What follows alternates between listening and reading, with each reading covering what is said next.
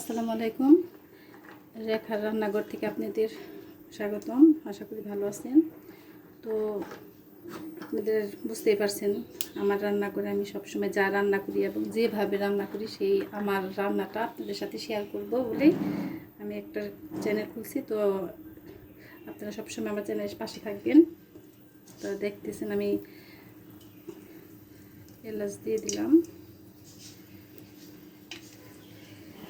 রান্নাটা হচ্ছে আর্ট, সবাই পারে আসলে, কিন্তু এক একজন এক এক ক্যাটাগরিতে রান্না করে। তো আমি আজকে আমার নিজস্ব একটা আর্ট ভাবে আমি সবসময় যেভাবে রান্না করি সেটা শেয়ার করতেছি।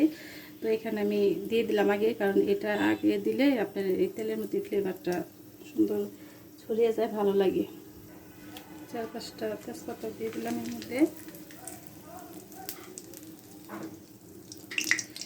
তো এখানে আমি দেখেন পেঁয়াজ আর রসুন এভাবে কেটে নিয়েছি।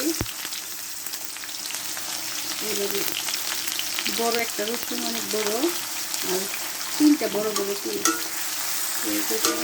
এটা ভালো করে কষিয়ে নেব। পেঁয়াজটা ভাজা হয়ে গেছে, এর মধ্যে এখন আমি আদাটা দিয়ে দিব। আদাটা দিয়ে দিলাম।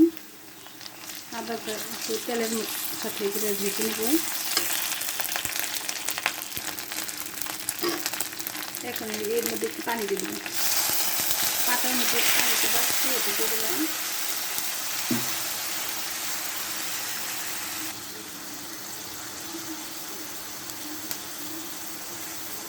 জিরা বাটা দিয়ে দিলাম।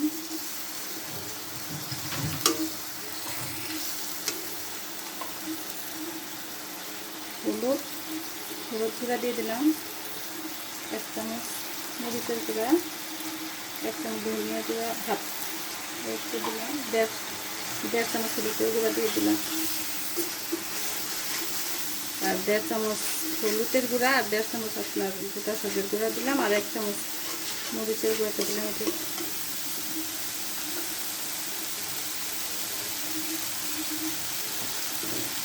স্বাদ মতো লবণ, এটা আপনার পরিমাণ মতো নিজেরা দিয়ে নেবেন।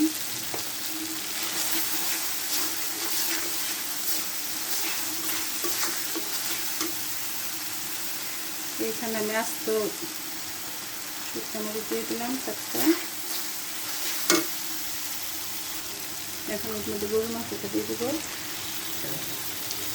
গরুর মাংসটা আমি আগে একটু গরম পানি দিয়ে একটু মাংসটা চুলায় দিয়ে ফুটিয়ে নিই, উপরে যে চর্বিটা মাংসের মধ্যে থাকে ওটা ফেলে দিই আমি, তাই কিন্তু মাংসের কালারটা এরকম লাগতেছে।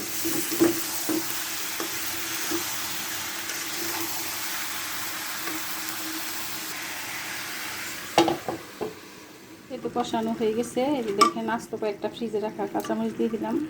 আস্ত দিয়ে দিলাম এই জন্য, কারণ এগুলো কিন্তু আমার একদম ধোয়া ফ্রেশ করে আমি সরিষার তেল দিয়ে মাখিয়ে রেখে দিই, যখন রান্না করি শুধু বের করে দিয়ে দিই। এখানে আমি এখন ঝোল দিয়ে দিলাম।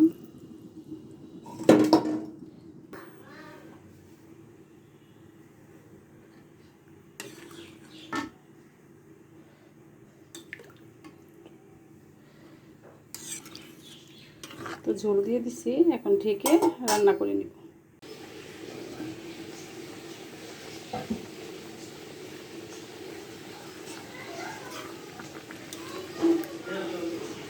এটা হয়ে গেছে।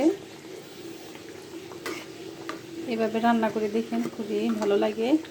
তো আবারও নতুন কোনো রেসিপি নিয়ে খুব টেস্টি সুস্বাদু করা আবার একটি খাবার নিয়ে আবার আপনাদের সামনে হাজির হব। বেশি বেশি আমাকে লাইকে দিবেন আর সাবস্ক্রাইব করতে ভুলবেন না। আবার দেখা হবে। ভালো থাকবেন। আল্লাহ হাফিজ।